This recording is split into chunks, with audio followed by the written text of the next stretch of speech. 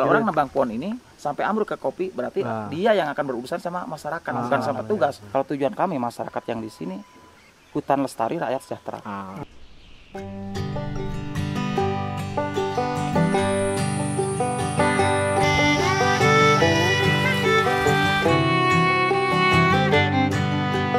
Pengembangan kami di sini selain kopi, juga wisata segala macam, wisata edukasi, wisata backpack itu untuk mencari apa ya, nilai ekonomi lah, yang fokusnya nilai ekonomi, supaya pergerakan di kelompok itu bisa berjalan. Kalau kelompok tanpa ekonomi atau tanpa motor ekonomi tidak akan berjalan.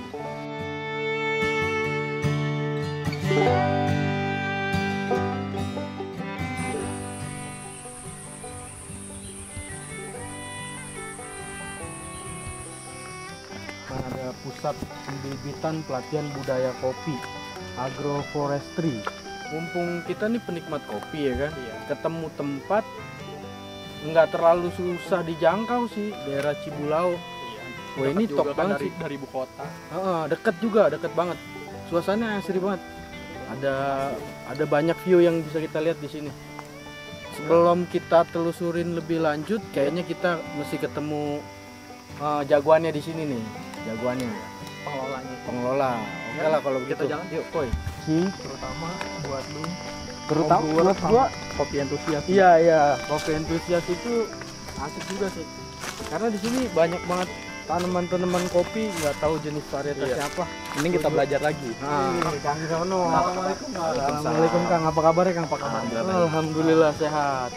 Ini nih Kang, kita berdua dari tadi lihat-lihat nih dari tengah nih. Di sini ada bangunan-bangunan mencolok mata nih, hijau-hijau gini. Ini namanya apa Kang? Tempat Di apa sini? di sini? Yang lebih tepatnya sih tempat pembibitan dan pelatihan wisata edukasi. Kopi ya terutama ya. Terutama kopi dan konservasinya di sini. Jadi kalau misal kita ini anak-anak muda yang pengen lebih tahu tentang kopi, cocok banget ke sini ya? Boleh.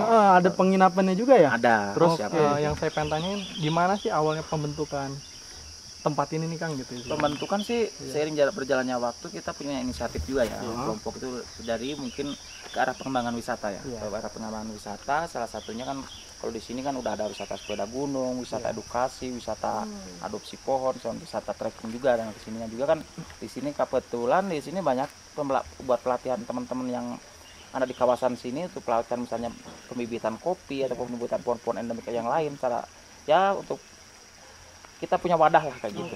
Jadi lebih terkoordinir nih. Untuk jenis-jenis varietas kopi di sini ada apa aja sih Kang? Kalau di kita boleh tahu? sini ada Sigara Rutang, ada Rini S, Andong Sari, P88, sama ada Tipika, ada juga Gesa juga ada sih.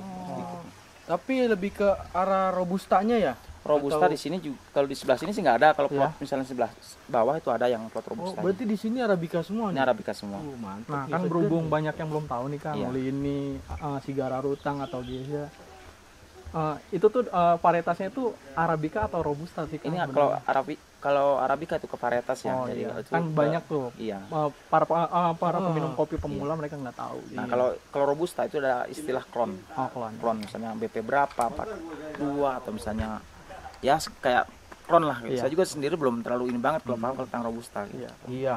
Cuma nih kita nih sekarang nih kopi-kopi Cibulau itu di media udah lumayan harumnya udah kecium nih Kang nih. Kita namanya penikmat kopi edik semua nih.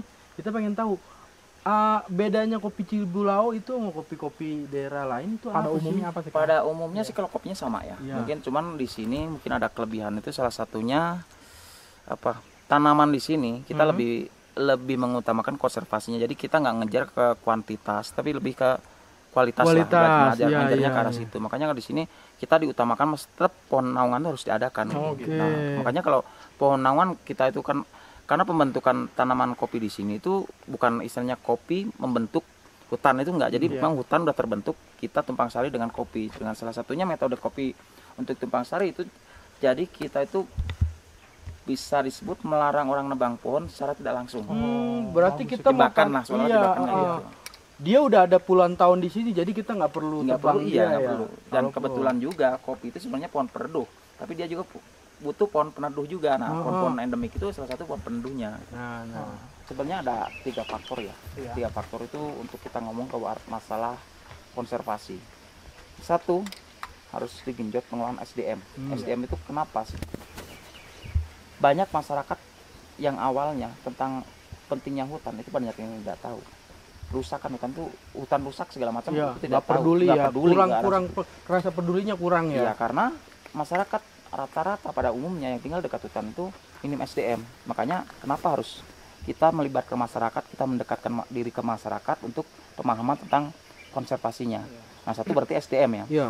SDM. 2, kerusakan hutan tidak lepas dari karena faktor ekonomi masyarakat. Benar. Masyarakat yang rata-rata tinggal di perkampungan atau di pelosok-pelosok itu karena minim ekonomi. Nah, salah satunya pengembangan kami di sini selain kopi juga wisata segala macam, wisata edukasi, wisata backpack itu untuk mencari apa ya, nilai ekonomi lah, yang fokusnya nilai ekonomi, Iya. supaya pergerakan di kelompok itu bisa berjalan. Kalau kelompok tanpa ekonomi atau tanpa motor ekonomi nggak akan berjalan. Nah, ketiganya baru setelah ekonomi mulai pulih dari salah satunya kopi, wisatanya segala macam, masyarakat udah ada nominal lebih. Iya.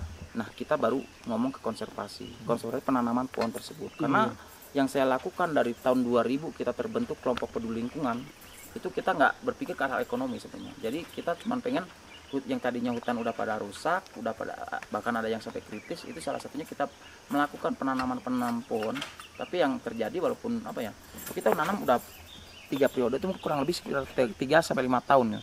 Udah pada besar diambilin sama masyarakat. Kita nggak bisa mencegah atau melarang karena kita bukan siapa-siapa. Satu. Keduanya kita juga ya kalaupun melarang itu kita ya bukannya di ekspresinya bagus, tapi malah justru seolah kita diledek, emang lu siapa kan gitu. Nah, setelah berjalannya waktu ternyata kita ada bareng itu waktu kita penanaman pohon-pohon endemik, dan almarhum bapak saya sama emak itu nanam pohon kopi di bawah Berarti udah naungan. turun temurun dong Kang ya. Ya udah gitu. Waduh. Berarti kalau yang saya pengen tanya, gila. sebenarnya kopi di Cibulau ini udah sejak berapa lama ya, Kang? 2000 tahun 2000-an. 2000-an 2002 lah, kalau nggak salah 2000 atau 2002. Itu memang kita belum dapat legalitas dari perhutani. Waktu itu masih nyuri-nyuri dan namanya juga itu kan bekas longsor, sama bapak itu ditanamin pohon kopi di bawah pohon-pohon tegakan tersebut. Nah, di situ kita punya inisiatif, kenapa kita ngajak kopi? Di situ kita timbul tanda tanya. Iya.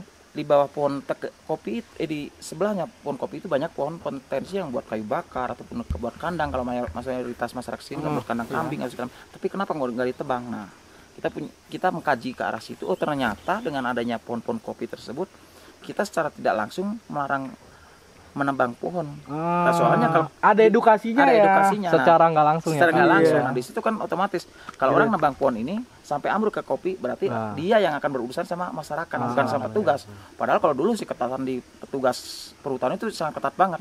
Kalau sekarang sih enggak, tapi alhamdulillah justru keterlibatan masyarakat dengan hutan itu malah salah satunya menjadi keamanan yang hutan. Nah, di situ sudah terbentuk kelompok, kita tinggal ngobrol duduk bareng, kita gimana hak kewajiban masyarakat kelompok dengan hutan. Nah, itu kita mulai digenjot ke arah situ, dan alhamdulillah seiring berjalannya waktu masyarakat juga paham, dan kan yang menjadi keamanan hutan di lingkungan itu masyarakat sendiri.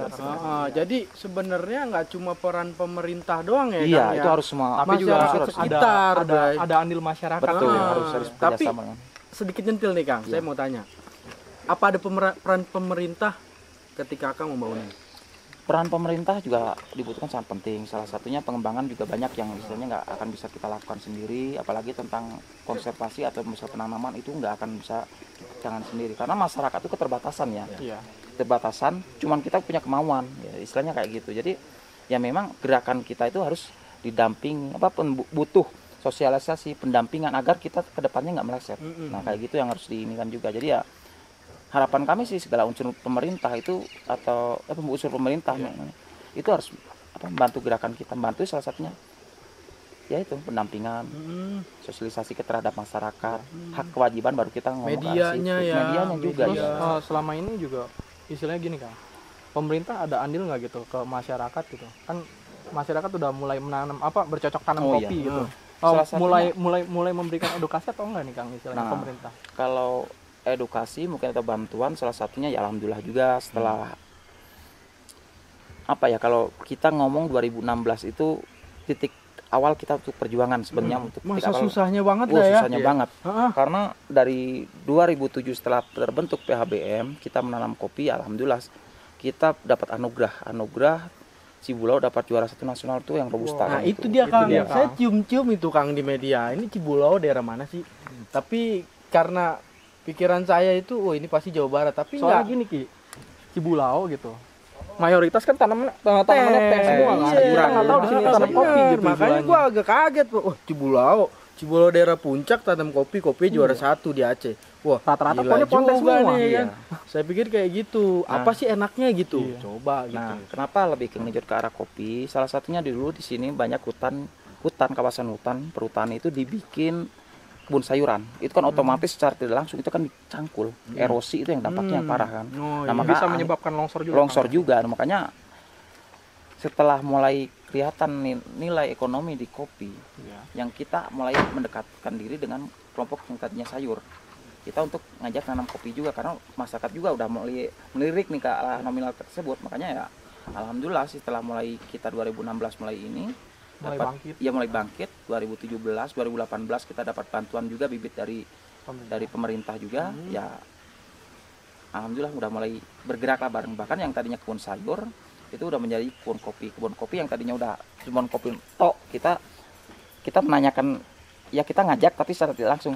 Nah ini kan kalian udah tanamin kopi, nah sekarang mana pun naungannya kok belum ditanamin. Nah salah satu itu kita buat jebakan secara halus supaya Ikut mereboisasi. mereboisasi dan menghutankan lagi. Dengan planning tersebut ya mungkin kalau masalah kayak gini kan ini sebenarnya udah masuk tahap ke 2 atau 3 tahun yang pengolahan kami. Ini udah mulai kelihatan nantinya akan jadi kayak gimana itu udah kelihatan. Udah terkonsep, Udah terkonsep ya, kayak gitu. Nah, kira-kira yang- berapa tahun nih Kang nih? Jadinya Konsep nih sampai kita jadi bukanya nih. ini pengalaman yang sudah itu per 2014 sampai sekarang 2016 berarti 7 tahun tuh baru kelihatan banget udah jadi hutan lagi. Iya. Oh gitu. Kita nggak sabar nih nunggu. Lu nggak sabar bener Kang, ini soalnya keren Jadi banget. hutan Kang. lagi. Iya, mungkin 3 sampai 5 tahun yang akan datang ini udah jadi hutan lagi. Kayaknya mesti kabarin anak-anak di sana ya enggak kita. Terus juga kita mesti ngabarin kopi entusias. bener, Iya. bener, bener, Kalau bener. pengen nginep tapi dapat edukasi ya di sini aja jatuhnya. bener. Dan salah satunya yang kami lakukan di sini wisata juga. Kita di situ terdapat misalnya kan kenakan biaya Iya. atau anggapnya tiketing kayak gitu kan.